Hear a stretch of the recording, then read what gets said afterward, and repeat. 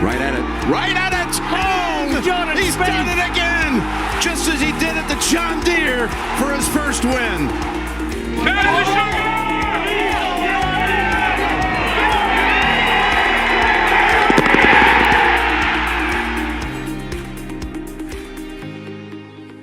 Hello, everyone. Welcome to episode 90 of the Go Get That podcast. The elephant of the room. Yes, no Dan, unfortunately. Very sad. We briefly went over this in our last episode with BKT, but unfortunately for him, Dan has gone across the pond for 6 weeks. So congrats on the vacation / trip. I don't really know what he's going for. What did he say he was going School. for? Oh, really? So he is doing some work over there. Unfortunate. I'm sure he's doing plenty of fun as well, but that does mean no Dan on the podcast. Actually, that doesn't necessarily mean just the time hasn't worked out yet. He'll be on for some podcast for sure. I'm sure he'll be on for some podcast. We'll make sure he's on if and when he triumphs at Memorial this week. Because all then, man, it kind of stinks. Last week was very winnable for Mr. Spieth. Yeah. He would not have needed anywhere close to his A game to win that golf tournament, but he played like crap and he was the cut. So yeah, it was not pretty for Mr. Spieth. 2 consecutive rounds over par. He don't do that at Colonial often, so that was not fun.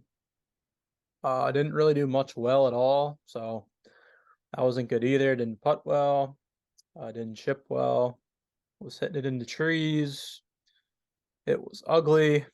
And yeah, little stat that I found that's alarming. I like to be positive, but you can't avoid the negative. Jordan Spieth has lost strokes around the green in 3 straight events for the first time in his career. So that's not good. And yeah, really. I don't want to say the wrist is probably causing that, but if it's the first time he's done it in his career, right when the wrist injury occurs, you put the pieces of the puzzle together and his short game might be suffering due to his wrist. So, well, at the end of the day, there's 2 ways to look at it. There's one, the wrist is affecting. Or number 2, his short game stinks. And that's fair. That's what we hope it is, because that's an easier fix, I guess. Doesn't really look like the train's going to slow down until the end of the season. I don't really see him taking any rest periods. He can play through it. It's just the quality of play. Well, Jordan Spieth is a very wristy player on the greens. He's very field-oriented. He likes the flick shots. So it's not necessarily surprising that it's affected him. I definitely make sense out of the bunkers, short-sided, but you can't generate as much spin when you're not applying the force. And he likes to spin the ball a lot around the greens. And I guess with the wrist issue, the more force that you apply, the more pain. And he might be like tentative right now. So there's no doubt that it's a concern, but at the end of the day, the driver was good. A Memorial or no, Memorial Colonial. I thought it was okay. It was okay. Well, the driver has been good. We didn't really talk about the PGA much, to be fair. Yeah, because we did BKT. Yeah, I guess the driver could have been better. I was more thinking of the PGA now that I'm thinking about it, but driver's been better. Been okay. I still don't think he's that sharp into greens. I know that the approach shots haven't been great. Haven't been awful, but he not just as sharp as he has been. He doesn't have that sharpness that you need to compete. What was the shot? It was like, I forget what hole it was, but it was like a 100-yard wedge, and he missed the green on the fringe. It's just like, can't happen, right? Can't happen. You can't. It's not even like it was short. It was 15 yards right of the pin. Can't be blocking wedges, I think I know what you're talking about. So I'd like to see him sharpen up the game a bit. Historically, he's always played decently at Memorial. He's always putted very well here. He usually scraps together a pretty darn good finish here, even when he's not playing great.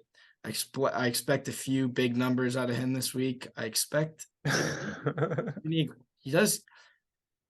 He's eagled at this course a good amount, I believe. He eagled when I was there. He eagled last year. Or was that 2 years ago when he put like the 3 feet on 11? I know the shot you're talking about, but yeah, I mean, 4 par 5s and probably at least 2 of them every day will be reachable. So very, very my favorite course on tour by a good yeah. margin. The par 5s are fantastic. All 5 of them are reachable with 2 good shots, which is pretty darn cool. But they're not like easy par 5s by any means either. No. You Risk have reward for there sure. will be plenty of big numbers made, plenty of 6s, plenty of 7s. 11 is 5 and 11 are 2 of the best holes. Yeah. Just 2 especially since they've lengthened 5 a bit to make it a little harder. Just such a great golf hole. Unfortunate that I'm not able to attend this year, but I'm sure that would be there next year. Maybe the whole squad could be there next year. I mean, I'd be up for that personally. I wouldn't have a problem with that. Could dream. I think the Friday ticket will be a little more affordable next year. Hopefully, well, maybe the tax will go down. But anyways, yes, we have to make the transition from Colonial to Memorial with a forgettable mind. Throw it out the window. Colonial is over. We are on to a new week, and honestly, I'm hoping for just a little bit better with the wedges. I'd like to see everything from 100 in, including around the greens, just sharpen up a bit. Leaving himself too many testers for par, 25 footers.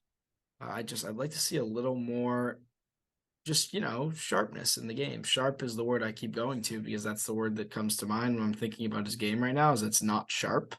I don't think he's playing awful. He's not. I don't think he's slipping. I don't think he's lost his swing. I just think he's not very sharp, and we're gonna need that to dial in a bit for him to contend on the PGA Tour anytime soon. Yeah, that seems fair. I'd personally like, some respectability on the greens.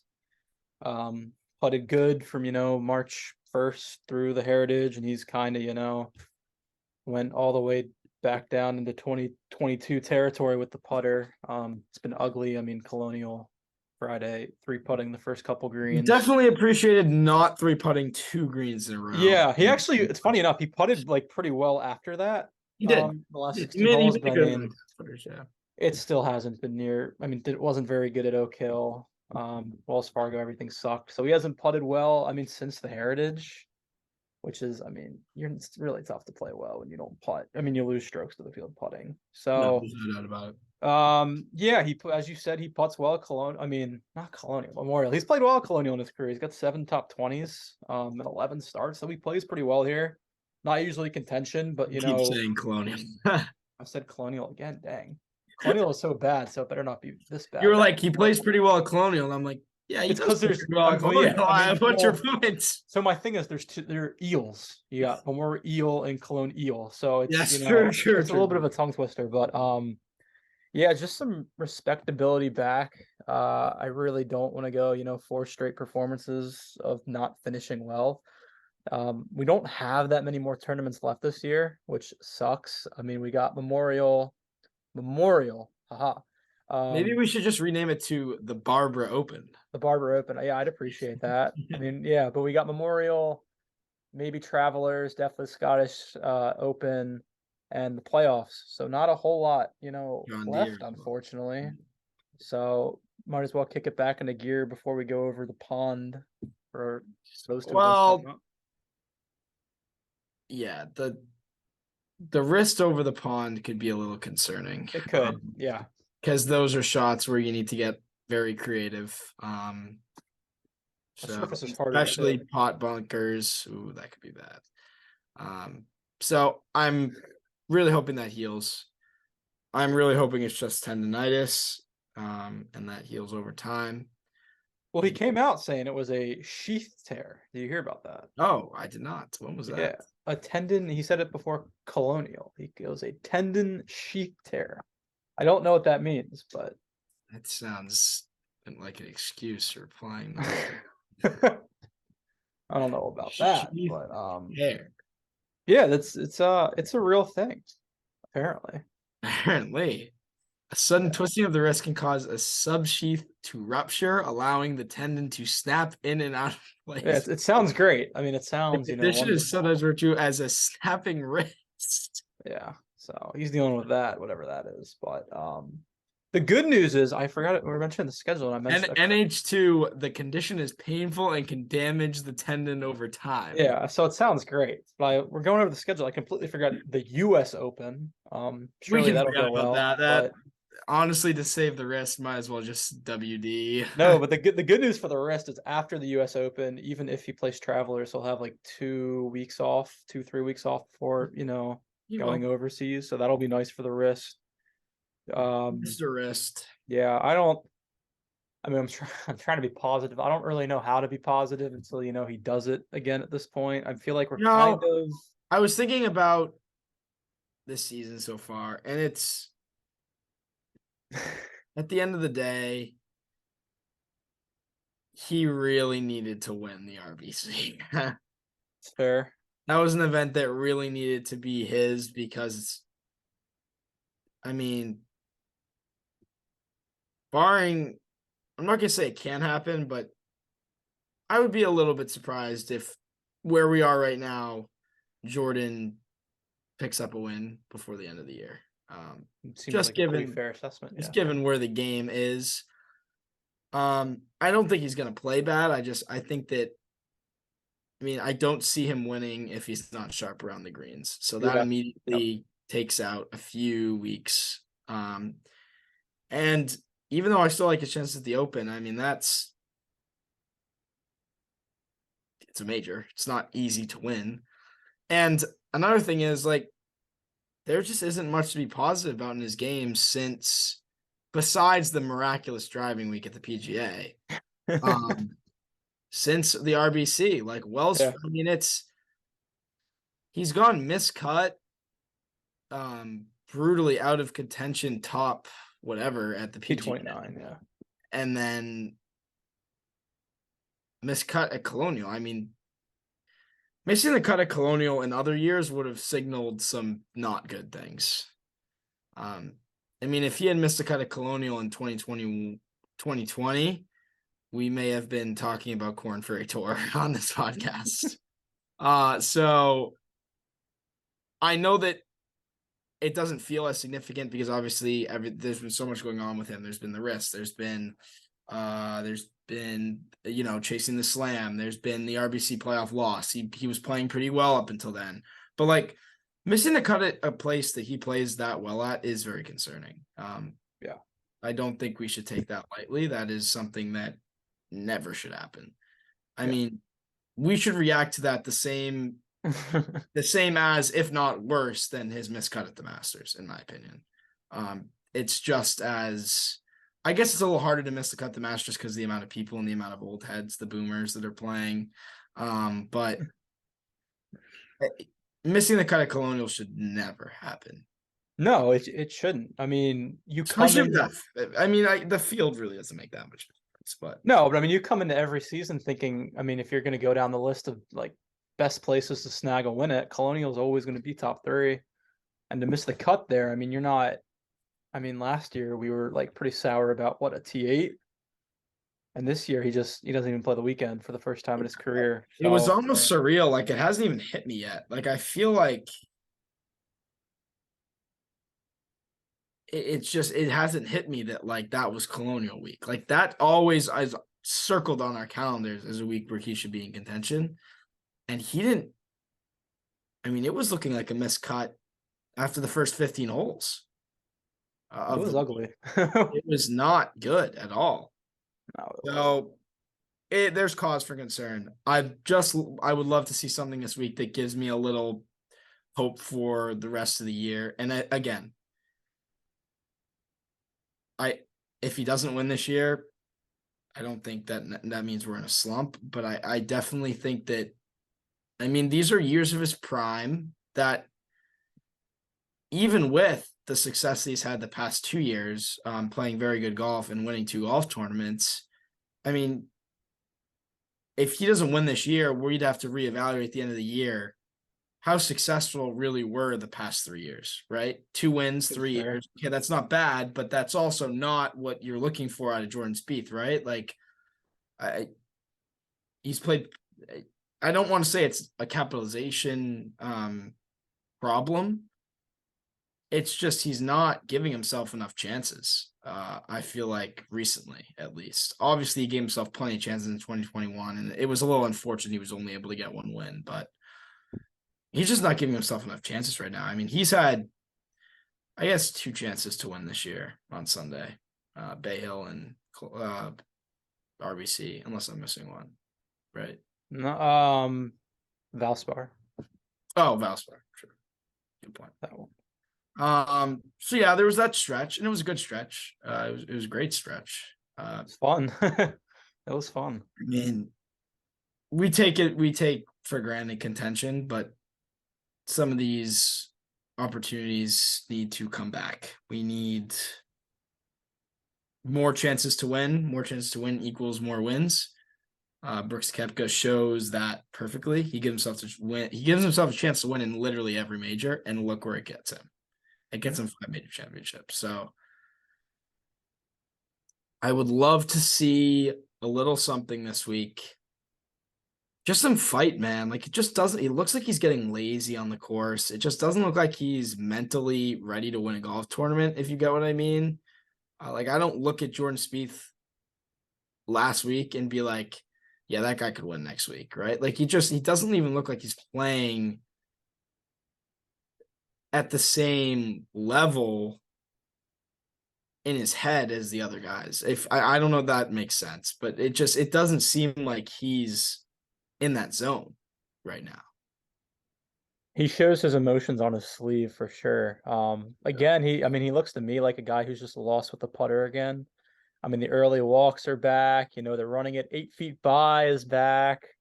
Missing the comebacker for par. I think it's funny too, just going back to the PGA. He was on like featured group coverage on that Sunday, and they took him off after like 12 holes, and he gets to the 17th hole and he misses like a 3-footer for bogey, and they double. We didn't even get to see that. Like, that's back with the putter. He's just not putting well again. He's very, as we like to say, I mean, you say it, he's streaky. But when he putts well, typically everything else usually goes well besides 19. Because like, he's still hitting it well enough right now. Like, if he putts well and he hits it the way he's hitting it right now, it'll be a quality finish. I'd say he's still just a little bit of sharpness away. Like, he needs to. That's for sure. I agree. I think his misses need to be a little better. His miss with a wedge needs to be 25 feet. It can't be missing the green. He can't be dumping that shot on 17 when he has a chance to make the cut into the bunker. That can't be happening. Yeah. Other than that, I don't think he's striking it awfully. No. I just think that he needs a little bit of tightening up the game. But at the end of the day, you're right. I think if he putts well, I think he has a chance. Plays at least decently if he putts well. Yeah, I'd love to see how the putter works this week, because honestly, he's been working hard on the putter, and the putter has definitely improved throughout the year as a whole. I'd hate to see we get up here with the putter, right? We were here where we what did we do? We called it a putting recession, right? Still in, yes. So we're here with the putting recession, and since Dan has said that, we've gone here, right? Yeah. And now we're going back here, but in here we didn't get a win. Yeah, that's just a problem. That's where the problem is. Yeah. We got all the way here, we didn't get a win, and now we're going back. That's the issue. Yeah, that's a good way to put it. I mean, the good news is, last year when he was just putting terribly, he putted great here last year. So I don't know if there's any good vibes there. He always putts well here, relatively speaking. So could use that this week. We're recording this Tuesday. He was out there yesterday, which I love to see. It's good to see that the wrist is, allowing him to work 7 days in a row. Because Monday, Tuesday, Wednesday, and you expect him to make the cut. So the hunger is there, which is nice to see. He could easily just take Monday off. Because typically at a major, typically most like tour weeks, you're not usually playing holes on a Monday, but he played holes yesterday. So that was really nice to see after having a very disappointing weekend off. I I think in previous podcast, maybe at Riviera, like last year, I said Riviera is my favorite non-major week. I think this actually is. This golf Oh, I course is agree. really, This really, is really my favorite. entertaining. Besides maybe like the Scottish, just because the early wake up is fun and Links is fun. I love this event. He typically plays well, and it would be nice if we could, as you said, for those that can't see the video, if we can start the uptick again, working towards, the US Open and the rest of the summer. Yeah, I'm with it. I agree. I agree with everything you said. I'd like to see some putts fall this week. It's a great golf course, probably the best on tour in my opinion. I know I'm a little biased, but it's just such a great design, and Jack always loves to make it pretty tough when he can. I Pretty firm think, this week. yeah, I think that without the rain, it will be pretty darn hard on Sunday, in my opinion. Because Ohio gets a lot of sun, so we'll be seeing how that all plays out. But hopefully, we're watching the Sunday broadcast. Better be with watching the Sunday broadcast. with good hopes. Yeah. No, you can't go through miscuts in 4 weeks. It You cannot do that. a miscut this week, and there'll be some harsh words said on next week's podcast. And that's especially ahead of the US Open in a couple weeks, which could be a bloodbath. Can you imagine he's in contention there? I mean, I think Elise said she wouldn't, be shocked. I'd be shocked, but I think he talked after the PGA. There's going to be, I think it's Bermuda Greens at LA. It sounds like he's played there before, which is interesting because like he knew the grass type there, so maybe he just knows that. But it sounded like he might have played there before, which is cool. Obviously, well, not in US Open conditions, but I can't wait for LA. It's gonna be fun. But Memorial this week. Wanted to add they lengthened 2 holes, so it's gonna be even tougher. 16, the par 3 got lengthened, and then 17 got lengthened. So 17 is now 503 yards. 16 is 220 yards, and then 18 is always brutal. So the closing stretch is going to be even tougher than it usually is. Yeah. So maybe a single-digit winner this week. I don't think that's impossible. I don't as well. Unfortunately, this is kind of a course horse type of golf venue. 2 names in particular come up when you think of the Memorial Tournament, and they have been dominating the event for about 5 years straight now. So the unfortunate part of this week is that Jordan Spieth's A game here probably doesn't beat 2 other guys' A games here, which is a little unfortunate because most of the times, in my opinion, Jordan's A game beats almost anyone's A game, besides maybe Scotty. But this week, I mean, you look at how Rahm and Cantlay have performed here over their careers. They're 2 people that we really don't see anything like it on tour between these 2 guys at this golf course. They've I believe Cantlay's top 10 like 4 of the last 5 years, something like that. I could be wrong, but I mean, can look. He's dominant here. What, last year T3, then he won it T32 in 2020, T7 at the Workday, won it in 19, 4th in 18. Yeah, so speaks for itself. Yeah, so I mean, I don't get me wrong. Give me right now, Ham, Cantlay, Spieth battle on Sunday. I'll take it, but Yeah, battle we're winning. Definitely feel like that needs to be said because this is definitely a course horse type of week. A lot of guys play here every year. Who won last year? Billy Ho. Oh yeah, In dominant fashion too. Should I add? 1 by 4. Yeah. What did Ham finish last year? T10. Your man Aaron Wise was runner up last year. Yes, he's out of the field this week. That's unfortunate. Mental health reasons. Oh, that's unfortunate. So probably, I don't know. I don't feel like I'd be that much of a sucker to bet Aaron Wise this week, but You say he's out of the field. if he was in the field, I Oh, definitely might have flicked, a little first round bet, which could have came back to haunt me. interesting. I don't know. Do you have any more thoughts on the course on Spieth?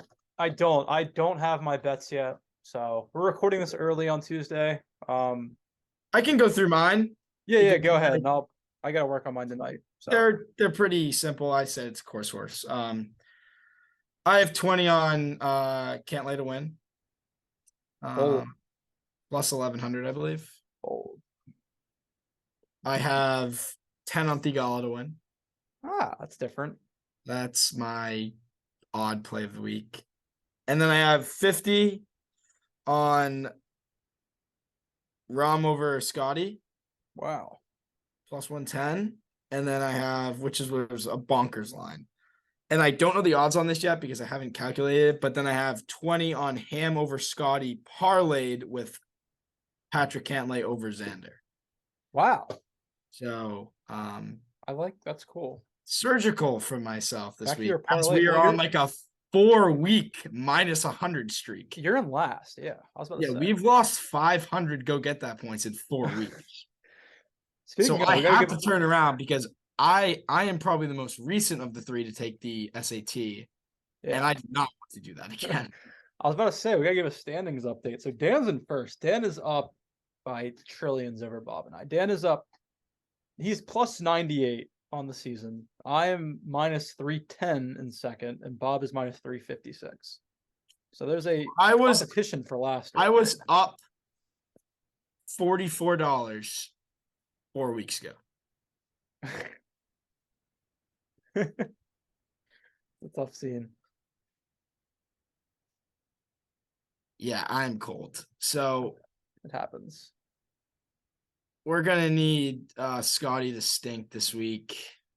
That's a hard ask. Let's see what that parlay pays out real quick. I believe it's pretty high since you'd be shocked at how much value you can get when you get a plus money guy in a parlay because it just makes the odds skyrocket. I bet this is close to plus 300, maybe even more. It's bold to bet against Mr. Scott. I mean, this is the week to do it. I guess with the ROM, yeah. You'll have a T4 versus a T10. Minus 130, plus 110.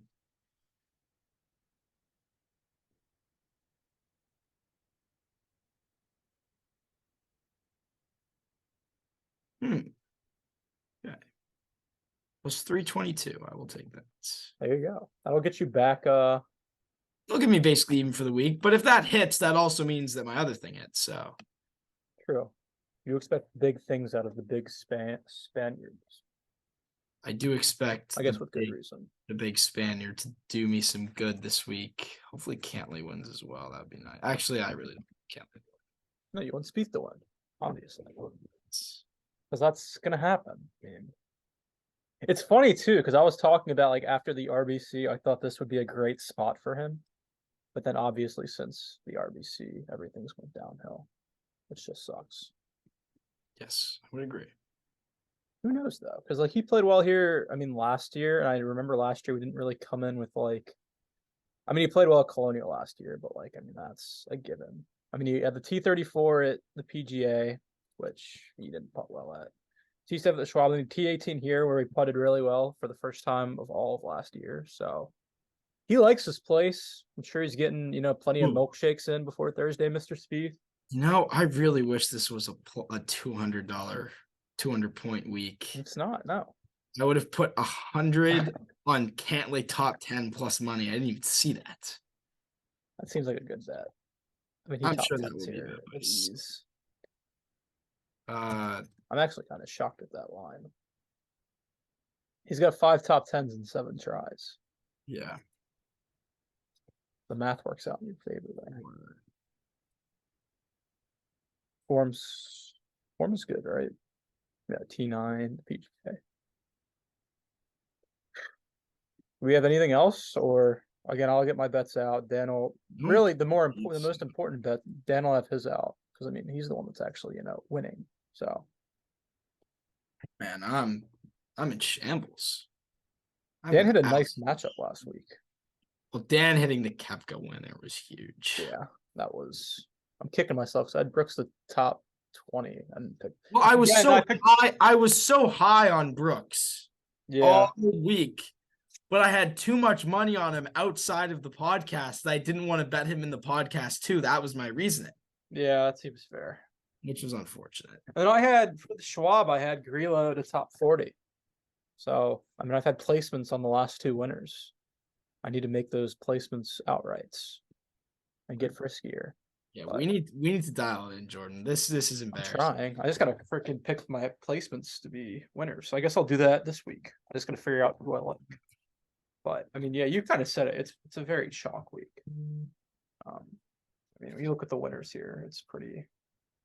I mean, what Tiger won here trillions of times. Rahm is one here. Cantlay wins here. I mean, Billy Ho isn't actually elite, but I'm taking one of my bets back. Oh, wow. Figal to win that's a waste of time. Dead. So I'm adding $10 to the Rahm over Scotty bets. Okay. That's fair. Wow. I respect that. Yeah, I mean Figal is probably not going to win. But then I will laugh if he does win. That would be so.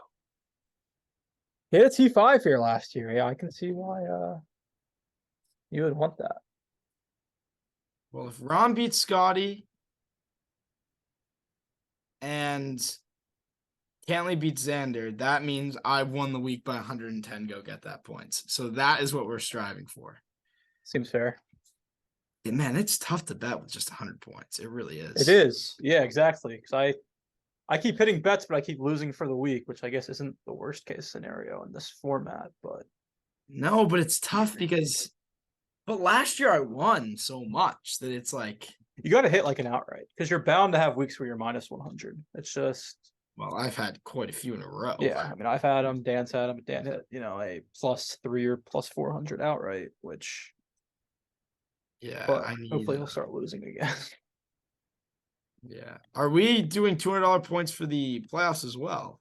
I do not think so. Maybe we can do 150. We have to talk to Dan about it. Maybe we'll have to figure it out because there's got to be some way to. The problem is the playoffs aren't. I mean, they are what they are. I mean, they're pretty normal tournaments. Yes. Exactly. I would like a chance to rush back into the thick of. Oh, come on. We'll have to see about that. But we got anything else, or we're good? Maybe a recap of the win on Sunday live. Of course. That sounds good. Problem, I actually am not going to be able to watch quite a bit of the tournament this week. Why is that? Makes me sad. I got to drive somewhere Friday, so I'm not sure if I'll be able to. I'll be able to watch Thursday. Not sure if I'll be able to watch Friday. Don't think I'll be able to watch Saturday. Might be able to watch Sunday. Yeah, I've been busy. I have a tournament Thursday, so I probably won't be able to watch Thursday. Yeah, I have Jordan Q this week for questionable. So Jordan is Q. Wow. I'm Q. Well, Spieth is A active, but me, Jordan, I'm Q. Questionable. Well, shucks, but according to Injury Golf Report, Jay Spieth is still questionable. Oh, that's unfortunate. So breaking news there. But remember, it's to finish the event, not start the event. So there is a chance he starts the event and then withdraws as well. So some would say he's still questionable. But I do think that's all we have for episode 90. I know it was a little shorter, but that's okay. We don't want to too much of your time. It's almost summer. It's summer for some people. I'm sure a lot of people are listening to this by the pool, and some are listening to this in their house when they'd rather be at the pool. So we're going to make it easy for all of you. But if you are listening to this instead of being at the pool, then you have our heart, because that's asking a lot. But thank you all for tuning in. Hopefully Dan's back next episode. Yeah. We'll make Dan wake up. We'll grab Dan out of the club in England and He's in no, he's not in England. He's in Denmark, I want to say. I think he's in Denmark. Oh, I'm sure they have plenty of clubs. Yes, yeah, they do. Yes. Well, we'll pull him out of the club. We'll bring him on the live when Spieth wins on Sunday, and everything will be a-okay. So thank you guys for tuning in, and yeah, peace. Take care.